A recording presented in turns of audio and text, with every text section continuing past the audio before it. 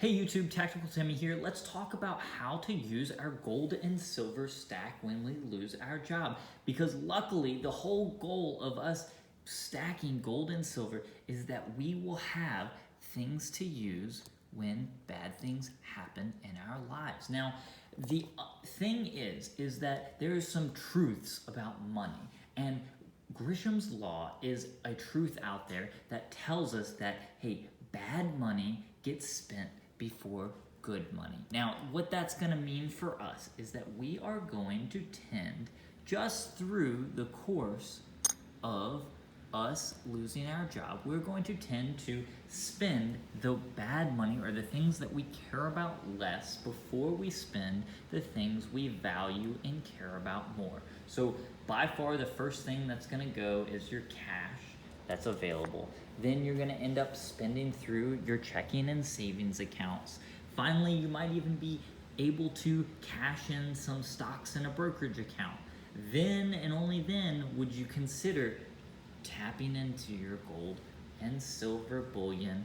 And the last thing that I would ever want to touch would be some of my collectibles, those lunar series, whether it's the gold or silver lunars that we've worked so hard to collect over the years. That's going to be like the cornerstone of my stack that I just don't want to see vanish. Now, this is a law that happens across economies in general, and we saw this in history when you'd see gold and silver being circulated, because people would tend to hoard the gold because that was what was treasured and only really was used for larger purchases like real estate or major life events. And people would tend to spend the silver on a day-to-day basis and the cash that was paper money on a more day-to-day basis, but they would save away the specie.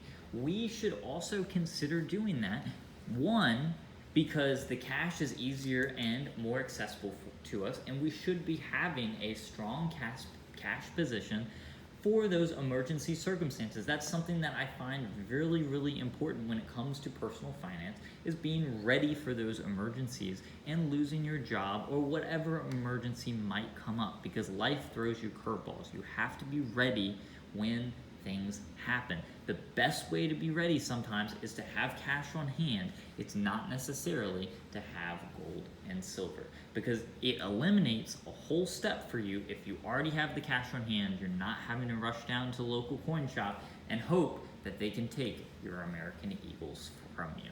Let's hope that we can go ahead and cover most expenses with the cash in our pocket or the savings in our bank account. So what we should be doing is actually following Gresham's law when it comes to our stacks. So figure out what are the first things that you would spend if you were to lose your job today.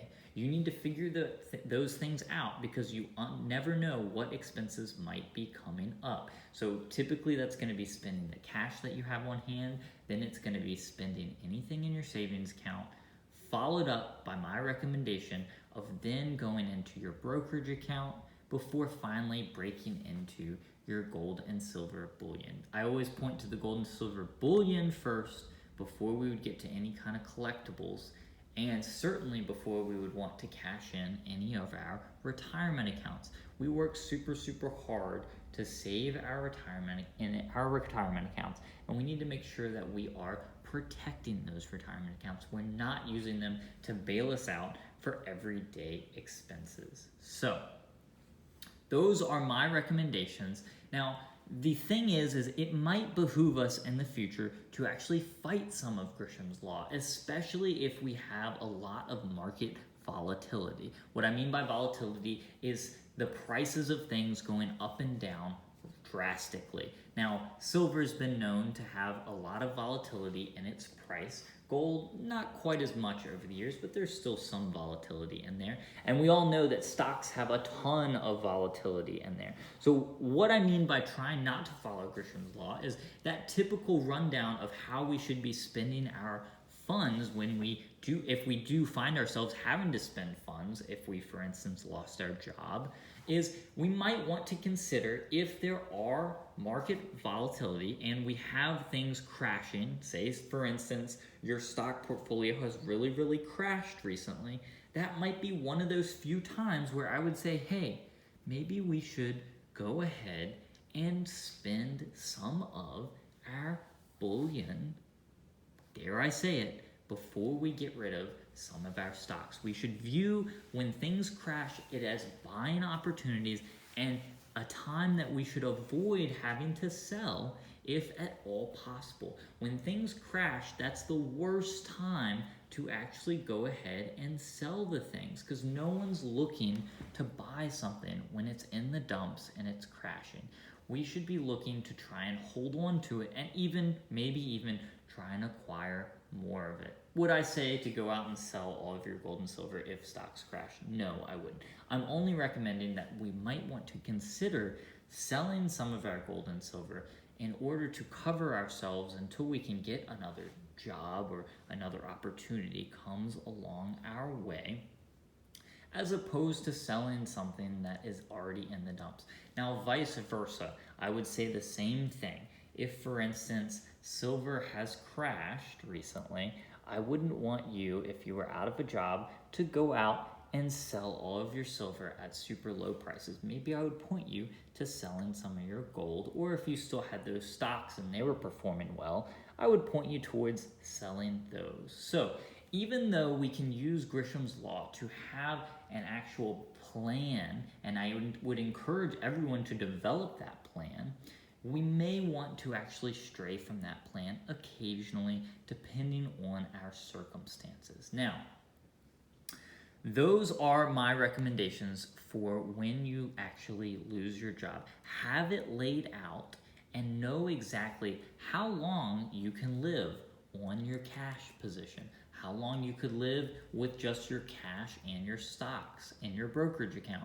How long could you live on your cash plus your stocks plus your silver bullion and your gold bullion?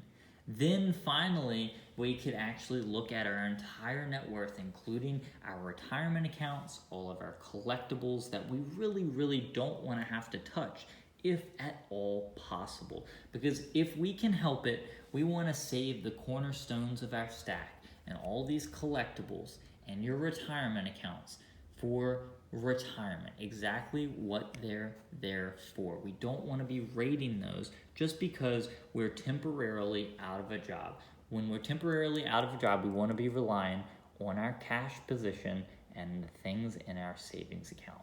So those are my recommendations and how I would go about it when I've been out of a job in the past, and when I hope that none of you actually have to use this plan, but I think it gives you a lot of peace of mind knowing how long you can go without having to worry.